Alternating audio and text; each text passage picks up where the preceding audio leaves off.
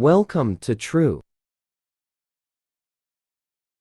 Strasbourg Cathedral, the tallest building of the 18th century, a comprehensive documentary on the Cathedral of Our Lady of Strasbourg. Chapter 1, Introduction to Strasbourg Cathedral. Welcome to this exploration of one of the most remarkable architectural achievements in human history, the Strasbourg Cathedral, also known as the Cathedral of Our Lady of Strasbourg. This magnificent structure held the distinction of being the tallest building in the world throughout the entire 18th century, a testament to medieval engineering prowess that would not be surpassed until the 19th century.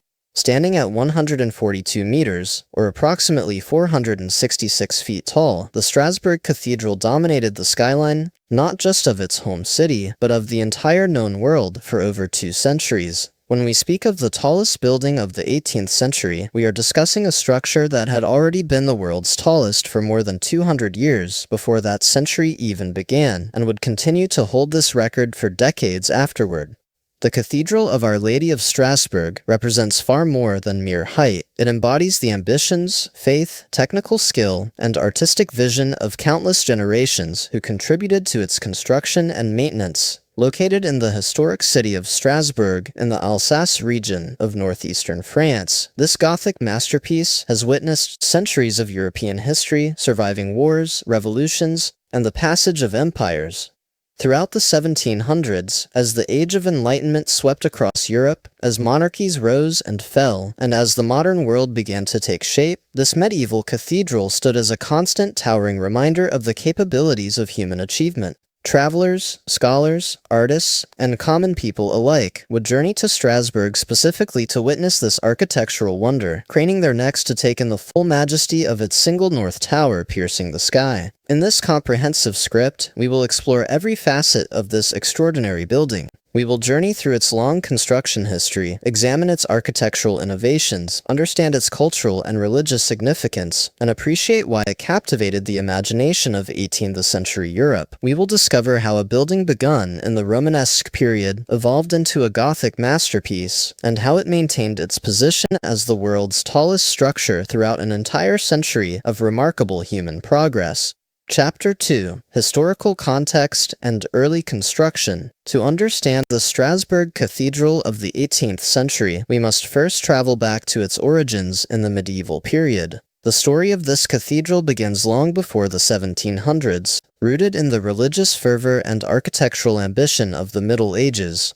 The location where the cathedral stands has been a site of religious significance for nearly 2 millennia. Evidence suggests that a Roman temple once occupied this ground. After the Christianization of the region, a church was established here, which was later destroyed by fire. In the year 1015, Bishop Werner of Habsburg began construction of a new cathedral on this ancient site, creating a Romanesque structure that would serve the faithful of Strasbourg. However, this Romanesque cathedral would not last in its original form. In 1176, a devastating fire severely damaged the building, necessitating extensive reconstruction. This catastrophe, while tragic, provided an opportunity for architectural evolution. The rebuilding effort, which began in earnest in the late 12th century, would transform the cathedral from a Romanesque structure into one of the finest examples of Gothic architecture in all of Europe. The transition to Gothic style was gradual but deliberate. The Gothic architectural movement, which had begun in France with buildings like the Abbey of Saint-Denis, emphasized height, light, and verticality. The Gothic style sought to draw the eyes and spirits of worshippers heavenward, using pointed arches, ribbed vaults, and flying buttresses to achieve unprecedented heights while maintaining structural integrity. Construction of the Gothic cathedral proceeded in stages over several centuries. The choir and transept were completed first, showcasing the new architectural vision. The nave followed, and by the mid-13th century, the main body of the cathedral was largely complete. However, the western facade, with its intricate sculptural program and soaring towers, would require generations more of effort. The western facade, which faces the city and serves as the cathedral's primary entrance, is particularly noteworthy. Master stonemason Erwin von Steinbach is credited with designing this facade, beginning work around 1277. The facade is a masterpiece of Gothic sculpture and architecture, featuring elaborate portals, hundreds of sculptural figures depicting biblical scenes and religious narratives, and an intricate rose window that floods the interior with colored light. The construction of the North Tower, which would ultimately give the cathedral its record-breaking height, began in earnest in the 14th century. This tower was designed to support an enormously tall spire, an architectural element that would define the cathedral's silhouette and secure its place as the world's tallest structure. The spire itself was completed in 1439 under the direction of architect Johannes Holz. Rising to a height of 142 meters above the ground, this octagonal spire was an engineering marvel of its time. Constructed of sandstone from the nearby Vosges Mountains, the spire's framework was both sturdy and elegant, with openwork stone tracery that reduced wind resistance while maintaining structural strength. Original plans called for a second, matching tower on the south side, which would have created a symmetrical twin-tower design, common to many Gothic cathedrals. However, this second tower was never completed beyond its base platform. The reasons for this abandonment are debated among historians. Some suggest financial constraints, others point to technical challenges or changing architectural preferences. Regardless of the cause, the single North Tower became the cathedral's defining characteristic, creating an asymmetrical but nonetheless striking profile that would become iconic. By the time the 18th century began in the year 1700, the Strasbourg Cathedral had been essentially complete for more than 260 years. It had already held the title of world's tallest building for centuries, having surpassed the height of England's Lincoln Cathedral when that structure lost its central spire in a storm in 1549. Chapter 3: Architectural Features and Gothic Mastery. The Strasbourg Cathedral stands as a supreme example of Gothic architecture, incorporating nearly every innovation and refinement that this style achieved during its centuries of development. To fully appreciate why this building held such significance in the 18th century, we must examine its architectural features in detail. The cathedral's ground plan follows the traditional cruciform layout of major European churches, oriented along an east-west axis with the altar at the eastern end. The structure measures approximately 112 meters in length and 52 meters in width across the transept. The nave, where congregants gather for worship, soars to a height of 32 meters, creating a vast interior space that inspires awe and contemplation. The exterior of the cathedral is constructed primarily of pink Vosges sandstone, a local material that gives the building its distinctive warm coloration. This stone, while beautiful, presents maintenance challenges as it is relatively soft and susceptible to weathering and erosion. Throughout the 18th century and beyond, constant restoration work has been necessary to preserve the cathedral's intricate exterior details.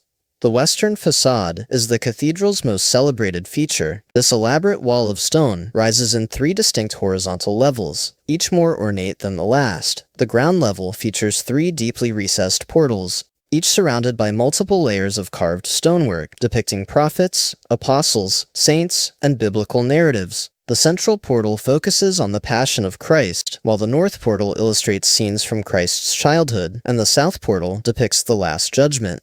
Above the portals, the second level of the facade features an enormous rose window, approximately 15 meters in diameter. This window, created in the Gothic style, consists of intricate stone tracery radiating from a central point like the petals of a rose. The stained glass that fills this tracery dates from various periods, with some panels surviving from the medieval era while others were added or restored in later centuries. The third level of the facade, known as the Gallery of the Apostles, features a series of pointed arch openings, behind which stand statues of the 12 apostles. This gallery provides a transition from the massive wall of the lower facade to the more delicate and soaring elements above. Rising above the gallery, the North Tower begins its dramatic ascent. The tower proceeds in several stages, each slightly narrower than the one below, creating a pyramidal effect that emphasizes verticality. The tower is adorned with blind arcading, decorative columns, and sculptural details at every level. Openings in the tower walls serve both practical functions, reducing weight and wind resistance, and aesthetic purposes, creating a play of light and shadow that changes throughout the day. At the top of the tower, the famous spire begins. This octagonal structure, constructed of openwork stone tracery, is a triumph of medieval engineering. The spire's skeleton consists of 8 main vertical elements connected by horizontal and diagonal bracing. all carved from solid stone. This framework supports the outer covering of stone panels and decorative elements, while allowing wind to pass through, crucial for stability at such an extreme height. The cathedral's flying buttresses, while less visible from street level than the western facade, are equally important to its architectural achievement. These external arches transfer the outward thrust of the high nave vaults to heavy exterior piers, allowing the interior walls to be opened up with large windows. This structural system is fundamental to Gothic architecture, enabling the creation of tall, light-filled interior spaces.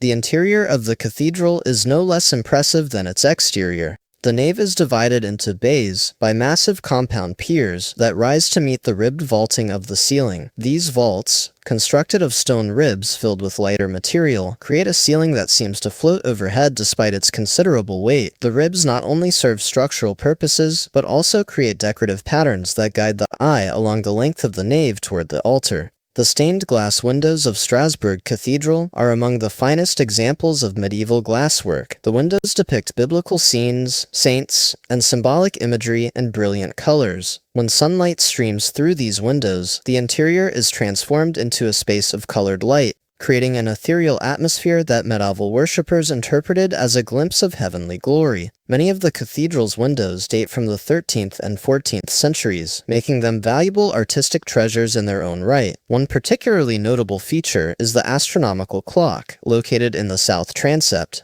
While the current clock dates from the 16th century, with major renovations in the 19th century, earlier versions existed throughout the medieval period and into the 18th century. This mechanical marvel not only tells time, but also displays astronomical information, features moving figures, and demonstrates the mathematical and mechanical knowledge of its creators.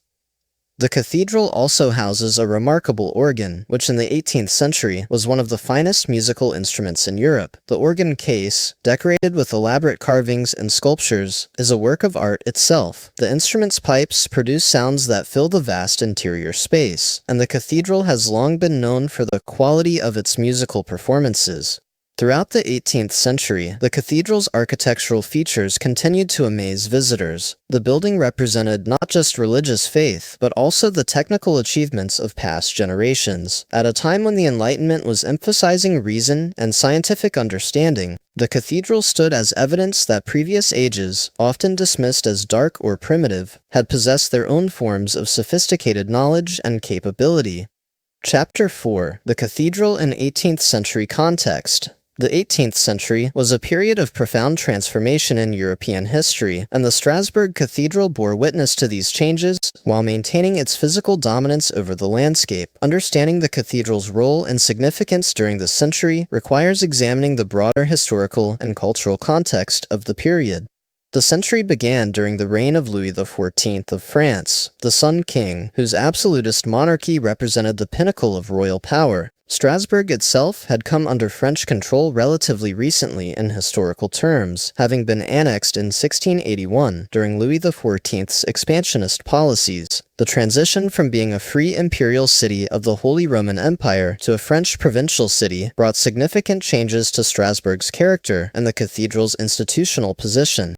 Despite the city's incorporation into Catholic France, Strasbourg maintained a complex religious identity. The cathedral, while originally Catholic and returning to full Catholic use after French annexation, existed in a city with a substantial Protestant population. The 18th century was an era of continued religious tension in Europe. With memories of the wars of religion still relatively fresh, the cathedral thus served not only as a place of worship, but also as a symbol of religious and political authority.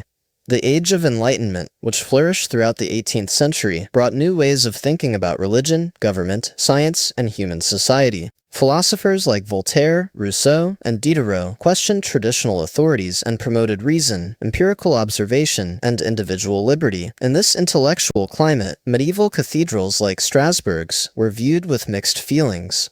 On one hand, Enlightenment thinkers often criticized the medieval period as an age of superstition and ignorance, viewing Gothic cathedrals as remnants of an outmoded worldview. The enormous resources devoted to building and maintaining these structures were sometimes seen as wasteful, representing the power of church and monarchy over the common people. Some philosophers argued that such resources could be better spent on education, infrastructure, or social welfare. On the other hand, even the most rational Enlightenment minds could not help but admire the sheer technical achievement represented by structures like Strasbourg Cathedral. How had medieval builders, without modern mathematics, engineering knowledge, or construction technology, managed to create a building that reached such unprecedented heights? This question sparked genuine intellectual curiosity and led to careful study of Gothic construction techniques. The cathedral became a subject of scientific and architectural investigation. Scholars measured its dimensions, analyzed its structural systems, and attempted to understand the principles that allowed it to stand. These studies contributed to the development of structural engineering as a formal discipline and helped establish architecture as an area of scholarly inquiry rather than merely craft tradition. Throughout the 18th century, the cathedral required constant maintenance and occasional repairs. The soft sandstone, while beautiful, deteriorated under exposure to weather, and sculptural details gradually eroded. Stone conservators and masons worked continuously to replace damaged elements and shore up weakening sections. This ongoing maintenance work provided employment and maintained traditional craft skills, even as the broader economy was beginning to industrialize. The cathedral also served important civic and ceremonial functions. Major religious festivals drew large crowds, with processions, special masses, and public celebrations. Royal occasions, military victories, and other state events were marked with special services at the cathedral. The building served as a focal point for community identity, a landmark that oriented residents and visitors alike as they navigated the city. Visitors to 18th century Strasbourg invariably commented on the cathedral in their travel writings and letters. The Grand Tour, a traditional journey undertaken by wealthy young Europeans to complete their education, often included Strasbourg as a stop, and the cathedral was the city's primary attraction. Travelers would climb the tower, a strenuous ascent of hundreds of steps, to reach the platform near the base of the spire, from which they could survey the city, the Rhine Valley, and the Vosges Mountains. These visitors contributed to the cathedral's fame, spreading descriptions of its wonders throughout Europe. Artists also found inspiration in the cathedral. Painters and sketch artists captured its imposing form, while poets and writers used it as a setting or symbol in their works. The cathedral's single tower, rising dramatically above the city, became a romantic image, representing human aspiration and the reach toward the divine, or the sublime. The French Revolution, which erupted in 1789 near the end of the 18th century, brought dramatic changes and serious threats to the cathedral. Revolutionary fervor, hostile to the Catholic Church and the old regime it represented, targeted religious buildings and symbols throughout France. The cathedral suffered vandalism, with statues destroyed and precious objects seized. There were even proposals to demolish the spire, seen by some revolutionaries as an aristocratic monument. However, the cathedral survived this perilous period. Local citizens, recognizing the building's importance to the city's identity regardless of their political or religious views, worked to protect it. The spire was saved by a creative argument. Someone placed a giant Phrygian cap, a symbol of the revolution, atop the spire, rebranding it as a symbol of liberty rather than religious authority. This clever intervention helped preserve the structure through the revolutionary period. Chapter 5. Comparative Height and Engineering Achievement. To fully appreciate the significance of Strasbourg Cathedral being the tallest building of the 18th century, we must consider what this height meant in practical, engineering, and symbolic terms. The achievement of reaching 142 meters into the sky using medieval construction techniques represents one of humanity's great structural accomplishments.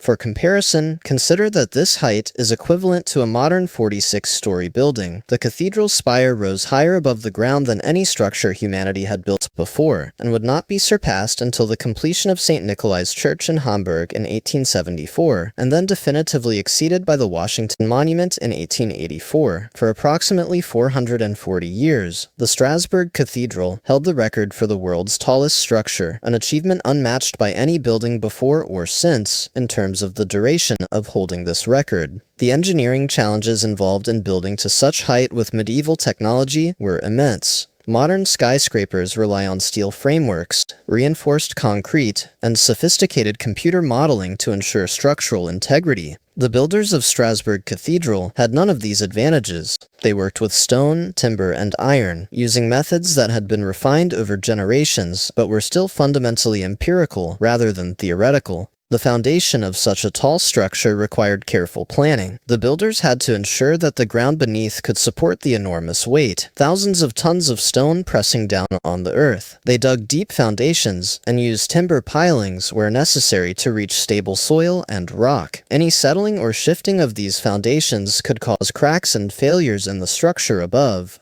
The walls and piers had to be massive at their base to support the weight of the structure above, while maintaining sufficient thickness as they rose. However, they could not be too thick, or the building would become impossibly heavy and would lack the large window openings essential to Gothic aesthetic. The solution lay in the sophisticated use of the pointed arch, the ribbed vault, and the flying buttress, Gothic innovations that distributed weight efficiently and allowed for both height and openness. The spire itself presented unique challenges. At such height, wind forces become significant. A tall, solid structure would act like a sail, catching wind and potentially toppling. The builders addressed this through the openwork design. The stone tracery framework allowed wind to pass through while maintaining structural strength. The octagonal shape, rather than square or circular, also helped reduce wind resistance while providing good structural stability. Lifting materials to such heights was another major challenge. The builders used a system of pulleys, ropes, and windlasses, along with wooden scaffolding that must itself have been an impressive engineering feat. Imagine the difficulty of hoisting blocks of sandstone, each weighing hundreds of pounds, up to heights of 100 meters or more, positioning them precisely, and securing them in place, all without modern mechanical equipment. The precision of the stonework is remarkable. Each block had to be carefully carved to fit its specific position, with angles and curves calculated to ensure proper load distribution and architectural form. Master masons used templates and careful measurement, but much of the work relied on experienced craftsmen's ability to visualize three-dimensional forms and understand how forces would flow through the structure. During the 18th century, as architectural and engineering theory began to develop as formal disciplines, scholars studied the cathedral with increasing rigor. They measured it carefully, drew detailed plans and elevations, and attempted to calculate the forces at work in its structure. These studies contributed to the development of structural mechanics and helped establish principles that would guide future construction. The height of the cathedral served multiple purposes beyond the practical. Symbolically, the soaring tower and spire represented humanity's reach toward heaven, the aspiration to transcend earthly limitations and approach the divine. In an age when most buildings were 1 or 2 stories tall, the cathedral's height made it visible for miles around, a constant reminder of the church's presence and importance. The height also served practical navigational purposes. Travelers approaching Strasbourg from any direction could spot the cathedral's spire from great distances, using it as a landmark to guide their journey. Sailors on the Rhine River could orient themselves by the tower. In an era before accurate maps and modern navigation aids, such prominent landmarks were invaluable. From atop the tower platform, visitors gained a perspective available nowhere else. They could see the layout of the medieval city with its winding streets and half-timbered houses. They could observe the surrounding countryside, the Rhine River marking the border with German territories, and the Vosges Mountains rising to the west. This view offered a unique understanding of geography and human settlement patterns.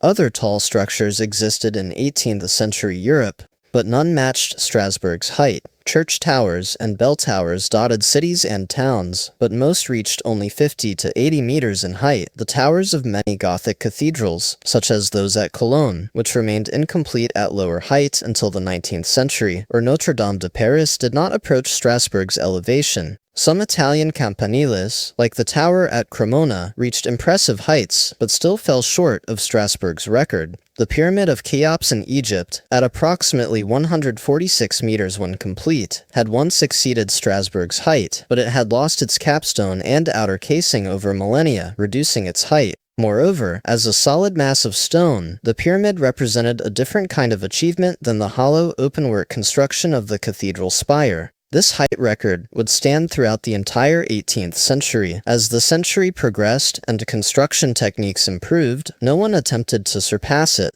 The cathedral remained not just the tallest building in Strasbourg, or in France, or in Europe, but in the entire world. This fact was a source of considerable pride for the citizens of Strasbourg and added to the building's renown. Chapter 6. Religious and Spiritual Significance. Beyond its architectural and engineering significance, The Strasbourg Cathedral served first and foremost as a house of worship, and understanding its religious role in 18th century society is essential to appreciating its full importance. The building was designed and functioned as a space for Catholic liturgy, devotion, and community spiritual life. The cathedral served as the seat of the Bishop of Strasbourg, making it the mother church of the diocese and the center of ecclesiastical administration for the region. The bishop's cathedra, or throne, symbolized his authority over the local church, and important diocesan ceremonies took place within these walls. The cathedral's status elevated it above ordinary parish churches, giving it special significance in the religious hierarchy. Daily religious life at the cathedral followed the rhythms of the liturgical calendar and the divine office. Multiple masses were celebrated each day, with the first beginning in early morning darkness, and others continuing throughout the day. Priests, monks, and cathedral clergy chanted the hours of prayer, matins, lauds, prime, terce, sext, none, vespers, and compline, sanctifying the passage of time with worship. The cathedral's bells marked these hours, their pealing audible throughout the city and organizing the temporal rhythm of urban life. The liturgical year brought special celebrations and solemnities. Christmas, Easter, Pentecost, and major feast days of saints were marked with elaborate ceremonies. The high altar, located in the choir at the eastern end of the building, was decorated with precious fabrics, candles, and flowers for these occasions. Processions moved through the cathedral, with clergy in ornate vestments carrying crosses, candles, and religious relics. The cathedral housed numerous side chapels, each dedicated to particular saints or religious devotions. Wealthy families and guilds often sponsored these chapels, maintaining them and endowing masses to be said there for the souls of their deceased members. These chapels allowed for multiple simultaneous masses and provided intimate spaces for private prayer within the vast public space of the cathedral. Pilgrimage was an important feature of medieval and early modern religious life, and cathedrals were key destinations. Strasbourg Cathedral housed relics of saints, which drew pilgrims seeking intercession for healing, protection, or spiritual benefit, while the 18th century saw a decline in pilgrimage compared to earlier eras, particularly as Enlightenment rationalism questioned miracle claims and relic veneration. The practice continued among the faithful. Confession and penance were practiced at the cathedral, with confessional booths providing private spaces where individuals could confess sins to a priest and receive absolution and guidance. This sacrament was central to Catholic spiritual life, and the cathedral's priests heard the confessions of rich and poor alike, though certainly class distinctions affected every aspect of religious practice. The cathedral also served important life cycle functions. Baptisms, confirmations, marriages, and funerals took place within its walls, marking the major transitions of human existence with sacred ritual. Prominent citizens, nobles, and church officials might have elaborate ceremonies, while ordinary people's life events were marked more simply, but all found place within this sacred space. Preaching and religious instruction occurred at the cathedral as well. Sermons, delivered from an ornate pulpit, explained scripture and Catholic doctrine to the assembled faithful. In an age when literacy was limited and most people had little direct access to religious texts, these oral teachings were crucial for religious formation. The sermons also addressed moral issues and might touch on contemporary social and political matters, though always from a religious perspective.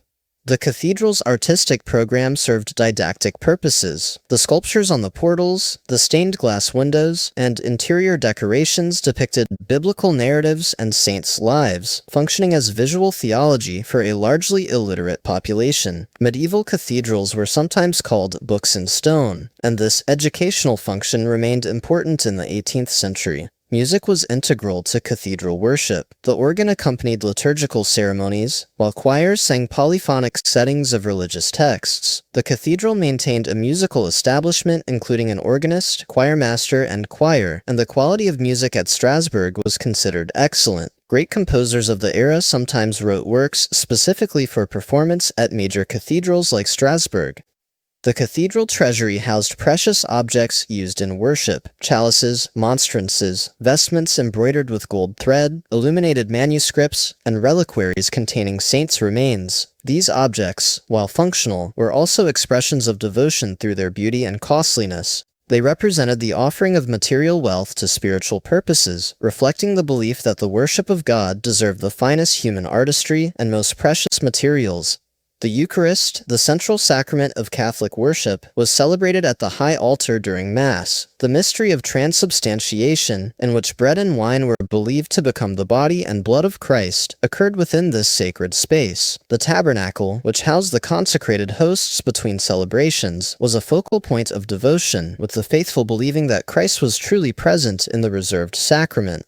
During the 18th century, tensions between Catholic and Protestant remained significant in Strasbourg, though generally less violent than in previous centuries. The cathedral's return to exclusive Catholic use after French annexation was a sensitive matter in a city with substantial Protestant population. Lutherans had their own churches, but the cathedral's prominence as the city's greatest building emphasized Catholic dominance. The French Revolution at the century's end brought dramatic changes. Revolutionary authorities suppressed Catholic worship, confiscated church property, and attempted to establish new civic religions. The cathedral was declared a temple of reason, and traditional religious ceremonies were banned. Catholic clergy who refused to swear loyalty to the revolutionary government faced persecution. This represented the most severe threat to the cathedral's religious function in its entire history. However, the religious significance of the cathedral to the local population helped ensure its survival. Even many who supported revolutionary political changes valued the cathedral as part of their cultural heritage and identity. When Napoleon came to power and reached an accommodation with the Catholic Church through the Concordat of 1801, the cathedral returned to religious use, though under a new relationship between church and state. Chapter 7. Artistic and Cultural Legacy. The Strasbourg Cathedral stands as one of the supreme artistic achievements of medieval Europe, and its cultural significance extended far beyond its immediate religious functions. Throughout the 18th century and beyond, the cathedral has inspired artists, writers, scholars, and visitors, contributing to European cultural heritage in countless ways. The sculptural program of the cathedral is extraordinarily rich and complex. Hundreds of stone figures populate the western facade, representing a comprehensive theological and biblical narrative. The portal sculptures depict scenes from both Old and New Testaments, showing the continuity of salvation history from creation through Christ's life, death, and resurrection to the final judgment. Among the most famous sculptural groups are the figures of the church and synagogue flanking one of the portals. These allegorical figures, representing Christianity and Judaism respectively, reflect medieval theological understanding of the relationship between the two faiths. The church is depicted as a crowned, upright figure with clear vision, while the synagogue is shown blindfolded and bent, holding a broken staff. While these representations reflect medieval supersessionist theology that modern viewers find problematic, they are nonetheless significant as artistic and historical artifacts. The portal, tympana, the semicircular areas above the doors, contain elaborate relief sculptures depicting major theological themes. The central portal's tympanum shows Christ in majesty surrounded by angels and the symbols of the four evangelists. The Last Judgment portal depicts the resurrection of the dead, the separation of the blessed and the damned, and Christ as judge. These powerful images reminded medieval worshippers of core Christian teachings about salvation, judgment, and eternal destiny. The rose window, that magnificent circular opening in the western facade, is both an engineering feat and an artistic masterpiece. The stone tracery forms a complex geometric pattern radiating from the center, while the stained glass that fills it depicts religious imagery in brilliant colors. When sunlight streams through this window, the interior is transformed, demonstrating the Gothic fascination with light as a manifestation of the divine. Other stained glass windows throughout the cathedral represent some of the finest medieval glasswork surviving today. Each window is composed of numerous small pieces of colored glass, held together by lead cames, depicting narrative scenes or decorative patterns. The techniques used to create these windows, including the use of silver stain to create the yellow and gold tones, and the careful layering of different colored glasses, demonstrate sophisticated artistic knowledge. The astronomical clock in the south transept is a remarkable fusion of art, science, and mechanical engineering. The clock face is elaborately painted with zodiac symbols and planetary representations. Mechanical figures, including the three magi, emerge at certain hours to bow before a figure of the Virgin Mary. A cock crows and flaps its wings. The clock demonstrates the medieval understanding of astronomy and the desire to incorporate scientific knowledge into religious space. During the 18th century, the cathedral caught the attention of numerous artists and writers who helped shape European Romantic sensibilities. Gothic architecture, which had been dismissed by Renaissance and Baroque aesthetic standards as crude and barbaric, began to be reconsidered. Early Romantic thinkers saw in Gothic buildings like Strasbourg Cathedral evidence of genuine artistic genius and emotional power. The German writer Johann Wolfgang von Goethe visited Strasbourg as a young man in the early 1770s and was profoundly moved by the cathedral. He wrote an essay titled On German Architecture, in which he celebrated the cathedral as a supreme achievement of German, rather than French, artistic genius. Goethe's appreciation of the cathedral helped spark broader interest in Gothic architecture and contributed to the Gothic revival movement that would flourish in the 19th century. The cathedral has been depicted in countless artworks over the centuries. Paintings, drawings, engravings, and later photographs have captured its exterior and interior from every angle. Artists were particularly drawn to the dramatic western facade and the soaring north tower. These artistic representations spread knowledge of the cathedral throughout Europe and contributed to its fame. The building also appears in literature beyond Goethe's essay. Travel narratives, poems, and stories reference the cathedral or use it as a setting. Its height and grandeur made it a natural symbol for human achievement, divine majesty, or the sublime in nature and art. Romantic poets in particular found in Gothic cathedrals powerful images of mystery, antiquity, and transcendence. The cathedral influenced architectural theory and practice throughout the 18th and 19th centuries. As the Gothic revival gained momentum, architects studied Strasbourg and other medieval cathedrals to understand their structural systems and decorative vocabulary. This study contributed to buildings like the Houses of Parliament in London, numerous university buildings, and countless churches built in neo-Gothic style. Architectural publications included detailed measured drawings of Strasbourg Cathedral, disseminating knowledge of its design to a wide audience. These drawings were both technical documents, providing accurate dimensions and structural details, and works of art in themselves, rendered with care and precision. They allowed architects and scholars far from Strasbourg to study the building in detail. The cathedral also contributed to the development of architectural conservation as a professional discipline. As people came to recognize the historical and cultural value of medieval buildings, questions arose about how to preserve them properly. Should damaged elements be replaced exactly as they were, or should repairs be distinguishable from original work? Should additions in different styles be removed or preserved as part of the building's history? Debates over such questions, often involving buildings like Strasbourg Cathedral, helped establish principles of architectural conservation. Music associated with the cathedral also forms part of its cultural legacy. Numerous composers wrote works for performance at Strasbourg, and the cathedral's organ was played by notable musicians. The acoustic properties of the vast stone interior created a particular sonic environment that influenced how music was composed and performed for sacred space.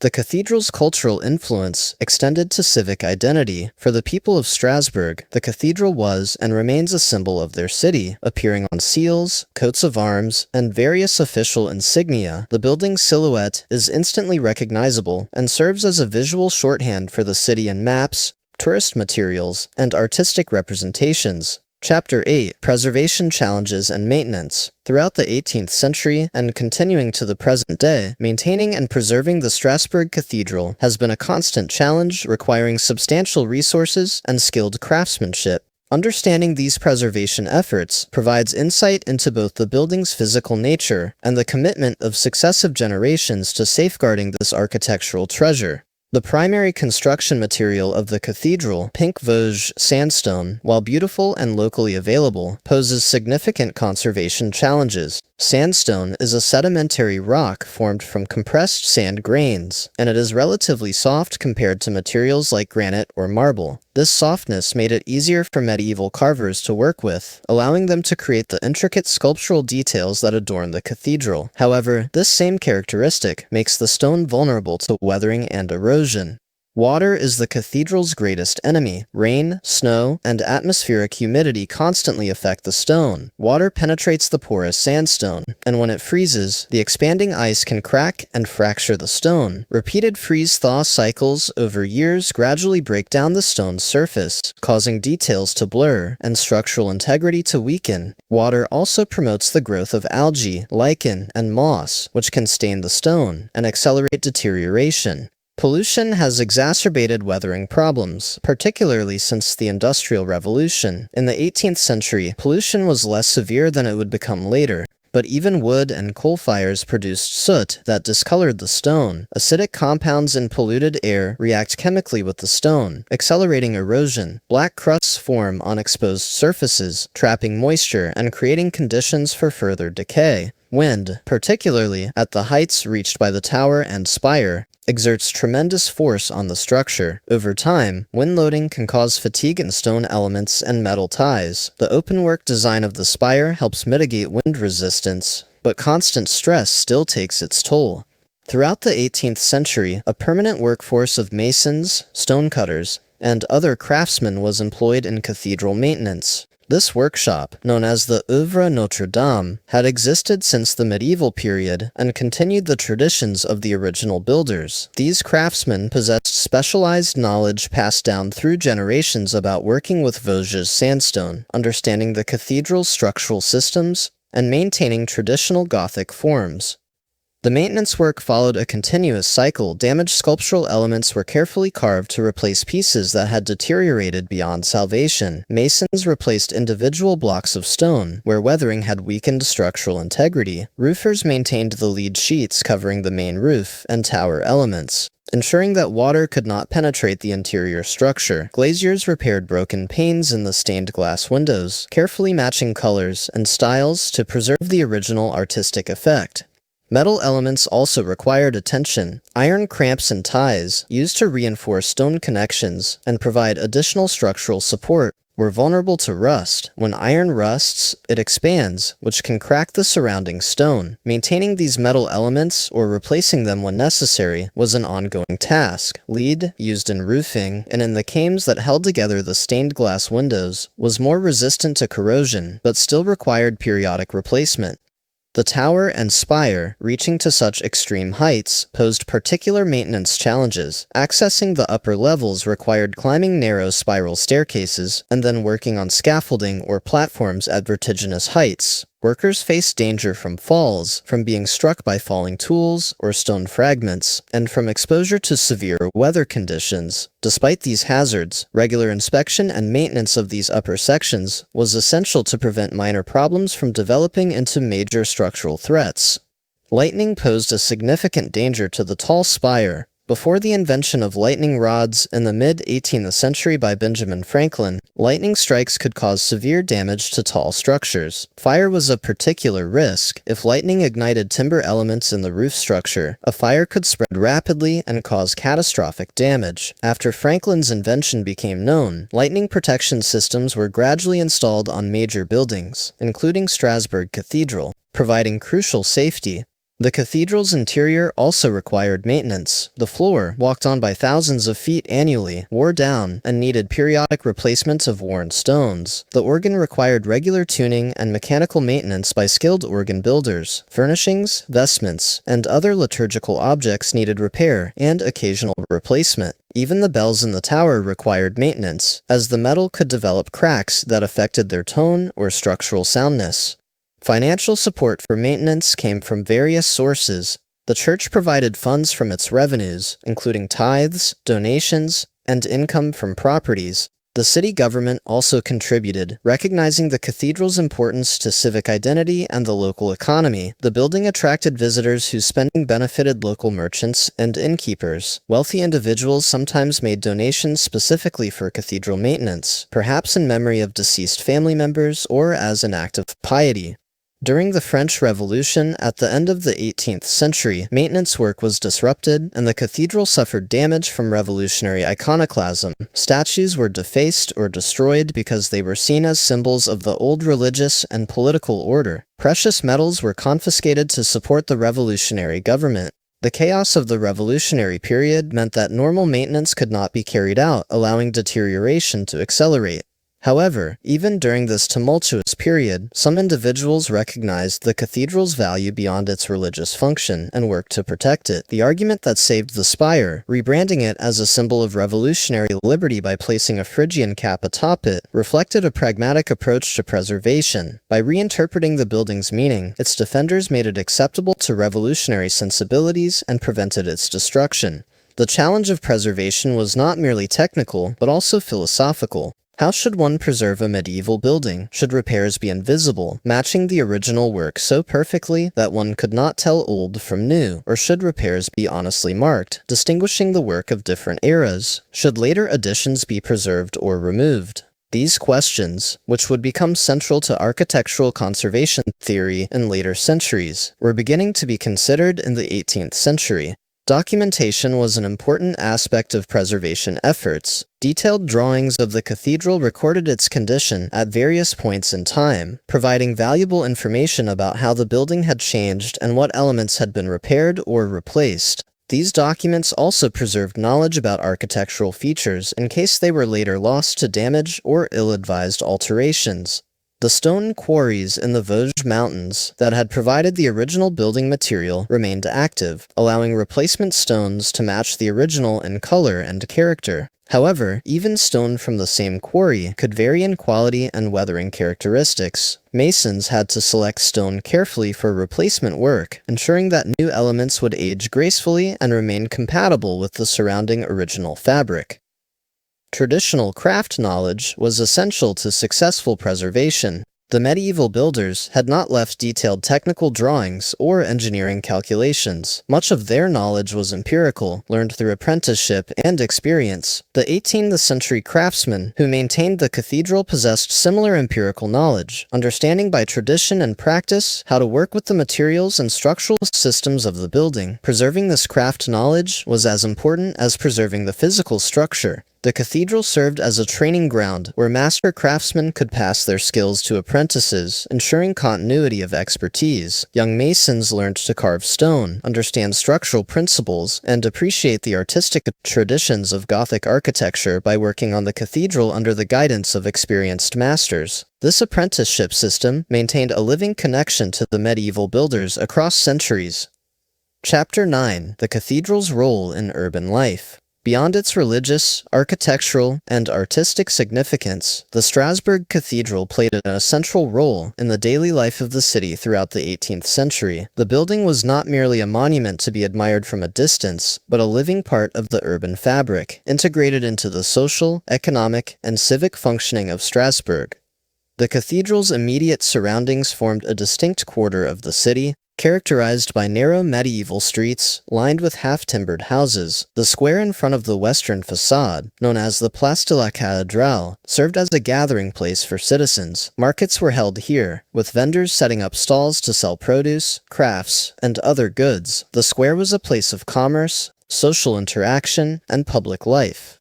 The cathedral's size and prominence made it a natural reference point for navigation within the city. Residents gave directions based on the cathedral's location, and visitors used it to orient themselves. In an era before street signs and numbered addresses were common, such prominent landmarks were essential for navigating urban space. The cathedral tower, visible from nearly every part of the city and from the surrounding countryside, served this orienting function perfectly. The bells in the cathedral's tower marked time for the entire city. Their regular ringing announced the hours of the day, called the faithful to worship, and alerted citizens to important events or emergencies. The sound of the bells was part of the city's acoustic landscape, and longtime residents could distinguish different bells by their tone and understand the meaning of different ringing patterns. The cathedral attracted numerous people to the area, creating economic opportunities. Inns and taverns catered to visitors, providing food, drink, and accommodation. Shops selling religious items, candles, rosaries, devotional images, clustered near the cathedral to serve pilgrims and worshippers. Guides offered their services to take visitors on tours of the building and up the tower. This economic activity made the cathedral district one of the most vibrant parts of the city. Craftsmen associated with cathedral maintenance, stonemasons, glaziers, metalworkers, had their workshops near the building. The Oeuvre Notre Dame, the permanent cathedral workshop, maintained facilities for stone carving and storage. These craftsmen were respected members of the urban community, and their skills were sometimes called upon for other civic or private building projects. The cathedral also played a role in civic governance and ceremony. While the church and city government were separate institutions, they were closely connected. Important civic events, such as the installation of city magistrates or celebrations of military victories, were marked with special religious services at the cathedral. The building thus served as a space where religious and civic identities intersected. Education was another function associated with the cathedral. Cathedral schools, which had been important centers of learning in the medieval period, continued to operate. While universities and other educational institutions had become more important by the 18th century, the cathedral still maintained educational roles, training clergy, and providing some schooling for children. The cathedral served as a social divider as well as a unifier. The wealthy and powerful occupied prominent positions during services, with special pews or chapel areas reserved for noble families and important citizens. Common people stood or sat in less desirable locations. This spatial arrangement reflected and reinforced the hierarchical nature of 18th century society. Yet, at the same time, all classes gathered in the same space, creating a shared experience that could potentially transcend social divisions. Charitable activities were associated with the cathedral. The church provided aid to the poor, sick, and vulnerable, and distributions of alms or food might occur at the cathedral. Hospitals and other charitable institutions operated under church auspices. While the extent and effectiveness of this charity can be debated, it represented an important aspect of the cathedral's social role. Public spectacle and entertainment were sometimes associated with the cathedral and its surroundings. Religious processions, featuring elaborate costumes, music, and displays of relics, provided visual spectacle for crowds of onlookers. Feast days brought celebrations that could include not only solemn religious observance, but also more festive activities in the surrounding area. The cathedral also featured an urban mythology and folklore. Stories circulated about its construction, legends of deals with the devil, miracles, or the exceptional skills of particular master builders. The building's age and grandeur made it seem almost supernatural, and various superstitions and folk beliefs attached to it. The astronomical clock, with its mechanical figures and precise movements, seemed almost magical to many observers. During times of crisis, war, epidemic, or natural disaster, the cathedral served as a refuge and source of comfort. People gathered there to pray for deliverance, to seek sanctuary, or simply to find solace in community and familiar ritual. The massive stone walls provided psychological, if not always physical, security, and the religious authority of the building offered hope of divine intervention. The cathedral's art and architecture also served educational purposes for the broader population. The sculptural programs depicting biblical scenes provided visual instruction and religious narratives for people who could not read. The building itself demonstrated mathematical and geometric principles, though most viewers would not have consciously recognized them. The cathedral was thus a kind of public encyclopedia, encoding knowledge in its physical form. As Strasbourg grew and changed during the 18th century, the cathedral remained a constant. While new buildings were constructed, old ones demolished, and the urban fabric evolved, the cathedral stood unchanged in its essential form. This permanence gave the building symbolic significance as a link to the past, a reminder of continuity amid change.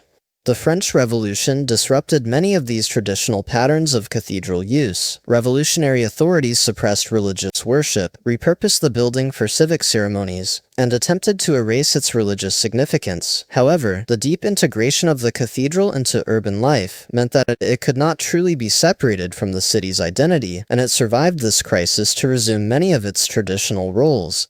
Chapter 10. Scientific and Technical Interest. During the 18th century, an age characterized by the Enlightenment's emphasis on reason, empirical observation, and scientific understanding, the Strasbourg Cathedral became an object of technical and scholarly study. While earlier ages had admired the building primarily for its religious significance and aesthetic beauty, 18th century intellectuals increasingly examined it with scientific curiosity, seeking to understand the principles that made its construction possible.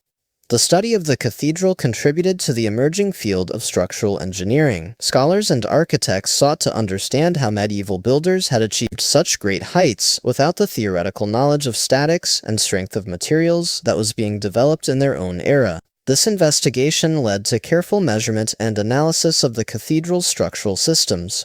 The pointed Gothic arch was recognized as a key innovation that enabled the cathedral's construction. Unlike the semicircular Romanesque arch, which exerts considerable lateral thrust that must be contained by thick walls, the pointed arch directs forces more vertically downward. This more efficient load path meant that walls could be thinner and could include large openings for windows. Scholars studied the geometry of these arches, measuring their proportions, and analyzing how their shape affected structural behavior. The ribbed vaulting system received particular attention. These vaults consist of stone ribs that meet at points called keystones, with the spaces between ribs filled with lighter material. The ribs serve as a permanent scaffolding that supports the vault during construction and continues to carry loads afterward. By concentrating forces along the ribs, the system allows for a lighter overall structure than would be possible with solid stone vaults. Understanding this system helped advance theoretical knowledge of how complex three-dimensional structures distribute loads. The flying buttress, that distinctive external arch that characterizes Gothic architecture, was another focus of study. These elements transfer the lateral thrust of the high nave vaults to heavy exterior piers, allowing the nave walls to be opened up with large windows. Scholars examined the geometry of the flying buttresses, measured the forces they carried, and analyzed how they worked as part of the overall structural system. The cathedral's foundation system was less visible, but no less important to understand. Scholars investigated how the building's weight was transferred to the ground, how deep the foundations extended, and what techniques the medieval builders had used to ensure stability. This investigation sometimes involved excavations or observations during repair work that exposed foundation elements. The materials used in construction also attracted scientific interest. Geologists studied the Vosges sandstone, analyzing its composition, strength, and weathering characteristics. This knowledge was relevant not only for understanding the cathedral, but also for broader geological science and for practical construction purposes. The mortar used to bind stones together was analyzed to understand its composition and properties. Mathematical and geometric principles embedded in the cathedral's design fascinated scholars. Medieval builders had used geometric methods for design and proportion, often based on simple ratios and geometric constructions rather than numerical calculations. Scholars attempted to reverse engineer these design principles by measuring the building and looking for proportional relationships. Some claimed to find sophisticated mathematical relationships, though others questioned whether these patterns were intentional or coincidental. The astronomical clock represented a convergence of mechanical engineering, astronomy, and artistic craftsmanship. Scholars studied its mechanisms to understand how its gears and linkages produced its various movements and displays. The clock's ability to track astronomical phenomena demonstrated the scientific knowledge of its creators, and made it an object of both popular fascination and scholarly interest. The acoustics of the cathedral's vast interior also drew attention. Musicians and scientists alike were interested in how sound behaved in this space, how it echoed, how long reverberations lasted, and how these acoustic properties affected musical performance. While acoustic science was still in its early stages, the cathedral provided a compelling case study. Optical phenomena associated with the stained glass windows interested natural philosophers studying light. The colors produced by the glass, the way light was transmitted and scattered, and the visual effects created when sunlight streamed through the windows raised questions about the nature of light and color. While the full physics of light would not be understood until later centuries, observations of these phenomena contributed to developing knowledge. The preservation and restoration work ongoing at the cathedral provided opportunities for technical investigation. When elements were dismantled for repair or replacement, scholars could observe construction techniques that were normally hidden from view. They could examine how stones were carved and fitted together, what methods were used to reinforce the structure, and how different parts of the building were connected into a unified whole.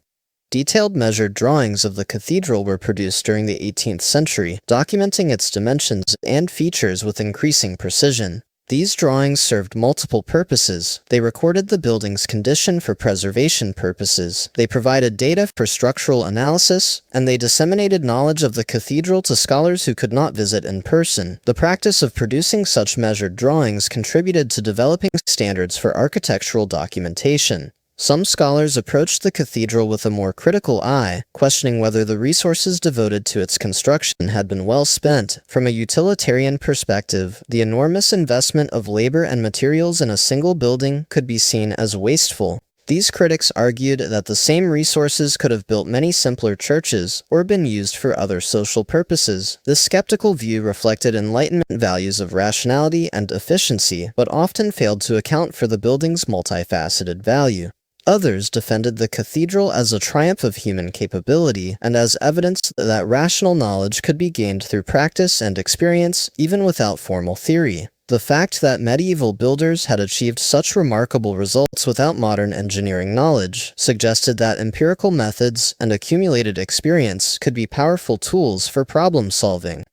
The cathedral thus played a role in debates about knowledge, science, and progress that were central to Enlightenment thought. It served as evidence in arguments about the capabilities of past generations, the relationship between theory and practice, and the nature of technical knowledge. These debates contributed to developing modern understanding of engineering as both a scientific discipline and a practical craft.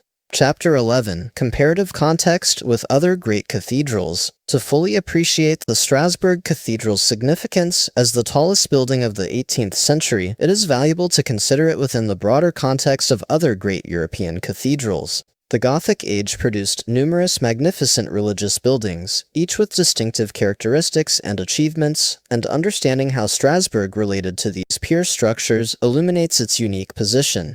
Notre Dame de Paris, perhaps the most famous Gothic cathedral, exemplifies the classic French Gothic style. Begun in 1163 and largely complete by the mid-13th century, Notre Dame features a harmonious design, with twin towers on its western facade, extensive flying buttresses, and a famous rose window. However, its towers reach only about 69 meters in height, less than half that of Strasbourg's tower and spire. Notre Dame's significance lies more in its architectural refinement, its location in the French capital, and its role in French national identity than in any height record.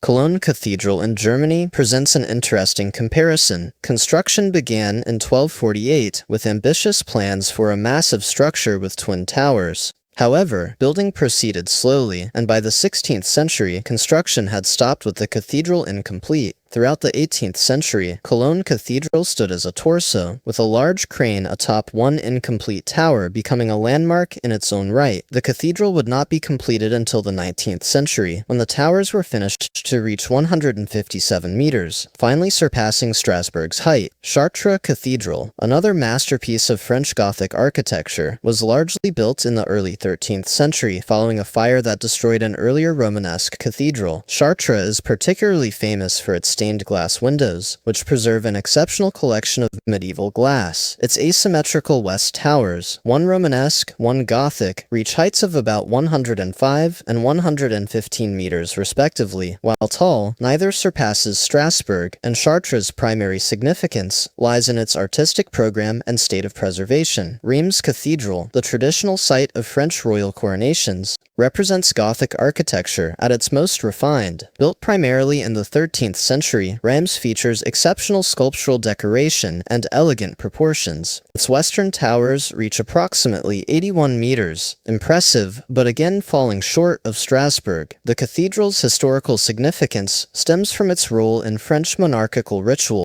rather than architectural records. Amiens Cathedral holds the record for the largest interior volume of any medieval French cathedral. Built rapidly in the 13th century, Amiens demonstrates Gothic engineering at peak efficiency. Its nave reaches a height of 42 meters, taller than Strasbourg's, but the exterior tower height reaches only about 112 meters at its tallest point. The English Gothic tradition produced its own masterpieces. Lincoln Cathedral once challenged Strasbourg's height record. Its central spire, completed in the 14th century, reportedly reached approximately 160 meters, which would have made it the world's tallest structure. However, this spire collapsed in a storm in 1549 and was never rebuilt. After this collapse, Strasbourg's claim to the height record became undisputed.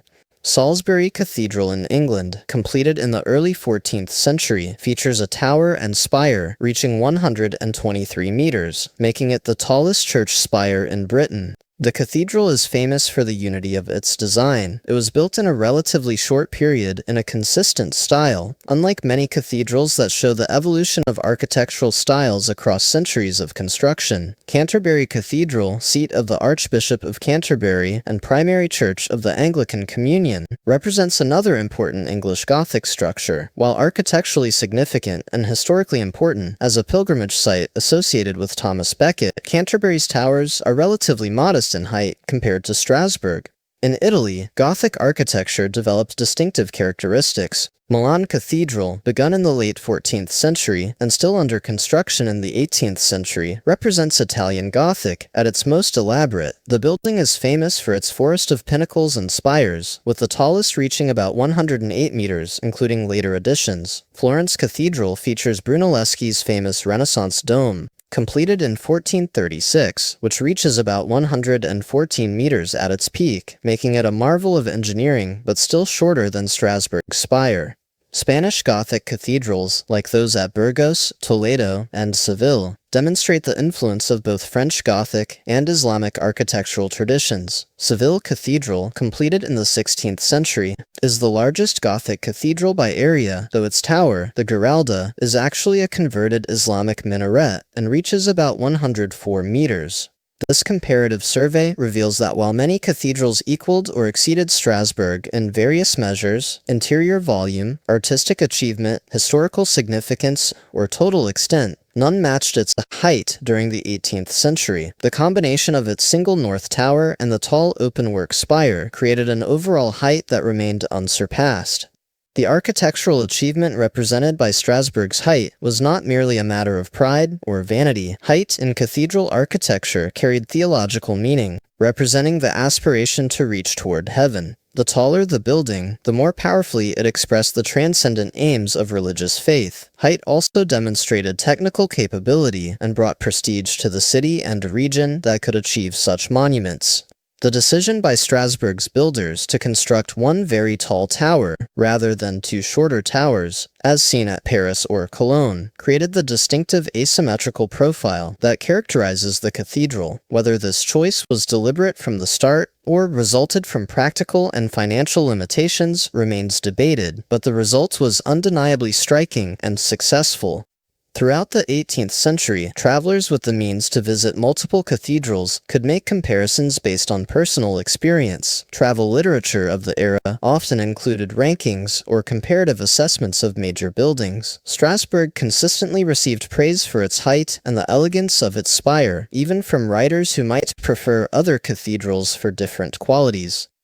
The cathedral's position as the world's tallest building was not merely a local or regional matter, but an internationally recognized fact. Geographic and architectural reference works cited this statistic, and it contributed to the cathedral's fame throughout Europe and even in the New World, where European architectural knowledge was being transmitted and adapted.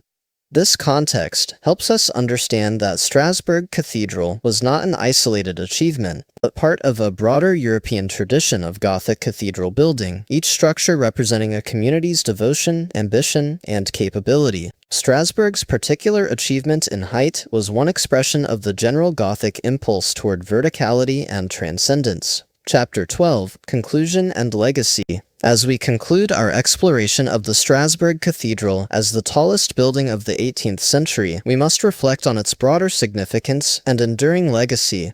This remarkable structure represents far more than a height record. It embodies human ambition, technical capability, artistic vision, and spiritual aspiration across multiple centuries. The cathedral that dominated the skyline throughout the 1700s was already ancient by that century's standards, having been essentially complete for over 260 years when the century began, yet it remained vital and relevant, continuing to serve religious, civic, and cultural functions while also attracting new forms of scholarly and scientific attention. This combination of age and continued relevance speaks to the building's fundamental quality and importance. The achievement of height, reaching 142 meters in an era when most buildings were 1 or 2 stories tall, represents extraordinary technical capability. The medieval builders who designed and constructed the cathedral worked without modern engineering theory, computers, or power tools, relying instead on accumulated experience, geometric methods, and sheer determination.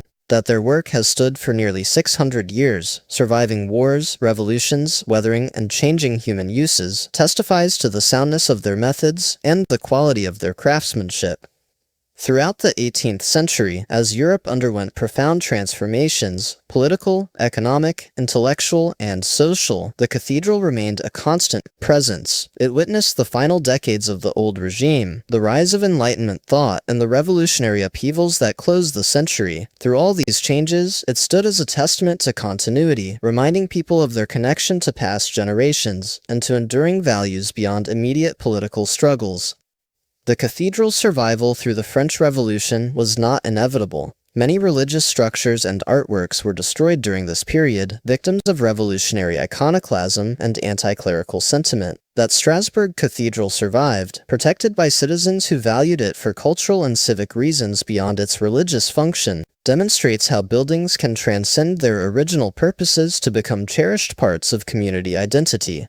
The record, as the world's tallest building, held from 1647, when Lincoln Cathedral's taller spire collapsed, until 1874, when St. Nikolai's Church in Hamburg surpassed it, spanned 227 years. No building before or since has held this record for such an extended period. This longevity of achievement speaks to both the cathedral's exceptional height and the relatively slow pace of architectural development during these centuries. The fact that it took humanity nearly 4 centuries to build a taller structure after Strasbourg's spire was completed in 1439 reveals the remarkable nature of medieval Gothic engineering. The cathedral's influence on later architecture has been profound. The Gothic revival movement of the 19th century, which produced countless churches, university buildings, and civic structures in neo-Gothic style, drew inspiration from buildings like Strasbourg. Architects studied the cathedral to understand Gothic principles, and many explicitly cited it as a model. This influence means that the cathedral's design DNA can be found in buildings around the world, far from Strasbourg itself.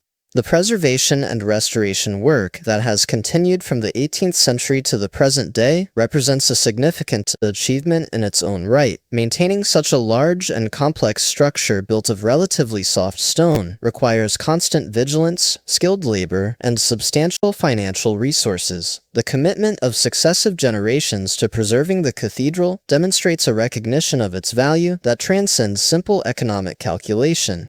For the modern visitor, the Strasbourg Cathedral remains an awe-inspiring sight. Standing before the western facade, craning one's neck to take in the tower and spire stretching overhead, one can still feel something of what 18th century observers experienced: wonder at the sheer scale and ambition of the building, appreciation for its artistic and technical achievement, and perhaps a sense of humility before a structure that has endured across centuries. The cathedral continues to serve as an active place of worship. The religious practice in 21st century Europe differs dramatically from that of the 18th century. Masses are still celebrated, the organ still plays, bells still ring. This continuity of religious function, maintained across revolutionary transformations in society and culture, represents a remarkable thread connecting present to past.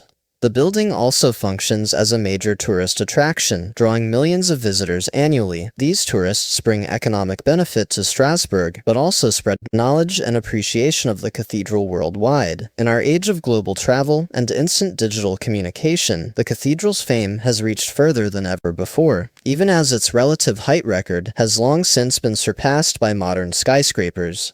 The cathedral has become a UNESCO World Heritage Site, recognized for its outstanding universal value to humanity. This designation brings international attention to its preservation and places it within a global framework of cultural heritage protection. The building is thus understood not merely as a French or Alsatian monument, but as part of the common heritage of all humanity.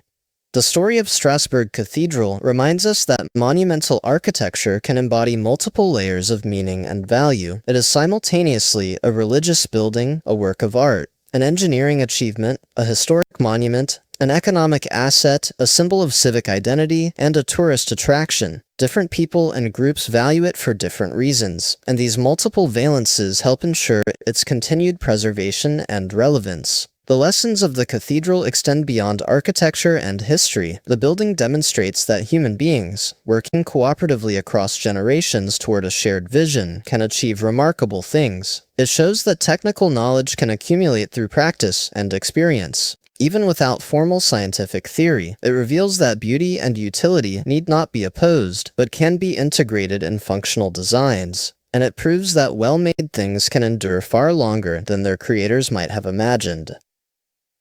As we look to the future, the Strasbourg Cathedral faces ongoing challenges. Climate change may accelerate weathering and create new conservation problems. Pollution, though reduced from its industrial-era peak, continues to affect the stone. Economic pressures might threaten the funding needed for continuous maintenance. Yet if past is prologue, these challenges will be met, and the cathedral will continue to stand.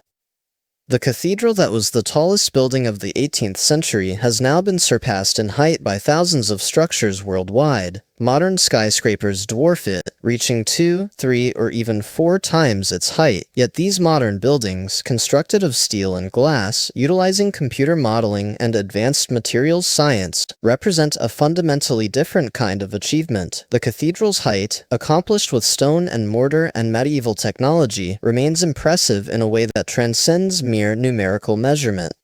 In conclusion, the Strasbourg Cathedral stands as one of humanity's supreme architectural achievements. Its reign as the world's tallest building throughout the 18th century was but one chapter in a much longer story that continues to unfold. The building has survived war, revolution, weathering, and changing human purposes to remain a vital presence in Strasbourg and a treasure of world cultural heritage. Its soaring tower and spire still inspire wonder, its artistic details still reward close observation, and its structural systems still impress those who study them. From the medieval masons who carved its stones to the modern conservators who preserved them, from the 18th century scholars who measured and analyzed it to contemporary visitors who marvel at it, the cathedral has engaged human attention and admiration across centuries. It stands as a testament to what human skill, ambition, and dedication can achieve.